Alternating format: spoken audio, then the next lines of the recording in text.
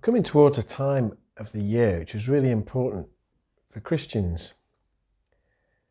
And it's a time which sometimes is called Holy Week.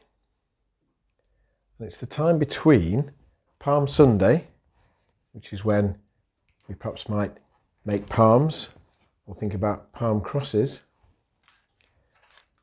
and leads right through to Good Friday, the day, remember, when Jesus died on the cross, right through to Easter Sunday, when Jesus rose again from the dead.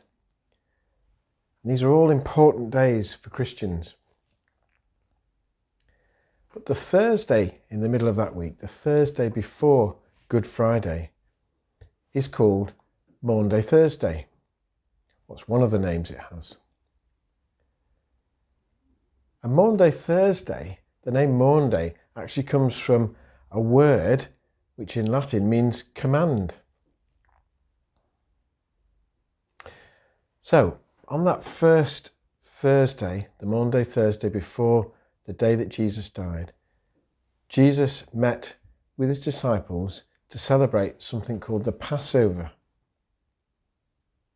The Passover was a time when the Jews would meet together to remember how God had freed them from slavery in Egypt, freed them from Pharaoh, and under Moses' leadership, God led his people free. And the Passover meal, the Passover feast, is a celebration of God doing that. Now, on Maundy Thursday, I mentioned the word means command. When Jesus and his disciples were meeting together to celebrate the meal, a meal which they would have bread and they'd have wine, he did something quite unusual, something which sometimes we see celebrated in Christian churches today on Maundy Thursday, and that was he washed their feet. Now in Jesus' time, it would be very, very dusty where they lived, and they would sit at low tables, and so washing feet was a very good thing to be doing before they ate. And for Jesus to do that for his disciples was saying something really important. Because as he washed their feet, he said to them, I'm giving you a new commandment. And that new commandment is to love other people just as I have loved you. So Jesus was saying the way to be a real follower of me is to be a servant, is to serve other people and to love them. And that was the sort of leader he was. And he was saying that's the sort of people that we should be. So at this meal, Jesus shared the bread and the wine. But he gave it a new meaning. Because as he took the bread and shared it round, he said, this bread is actually going to represent my body that would be broken for you, as he thought about the cross. And so that's what he did. He broke the bread and said, this is my body. And he also took the wine. And in this cup here, got some wine, and he said, this is my blood which is shed for you. And he said to his disciples that this is something that you should remember and you should do, remembering something very special.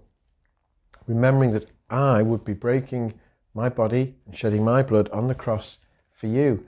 So that suddenly the story about being freed from Egypt was going to become their story and our story, because Jesus dying on the cross frees us from something which, it's a funny word, it's called sin, but all those things that we do wrong, all those things which we do wrong can trap us.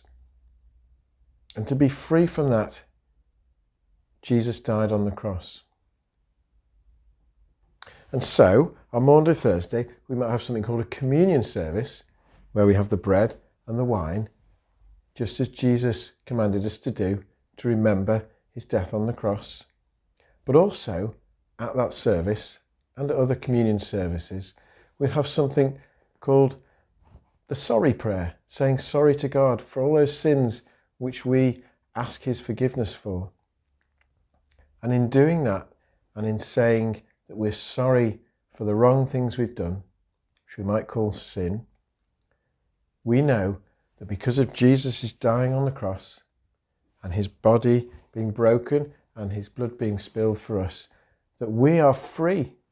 Just like the Jews were free from the Egyptians, we're free from sin to live free lives. And that's our story.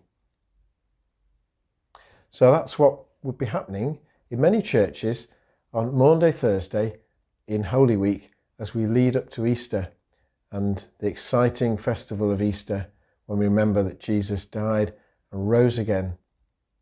And that's why it's such a special time, an important time for Christians.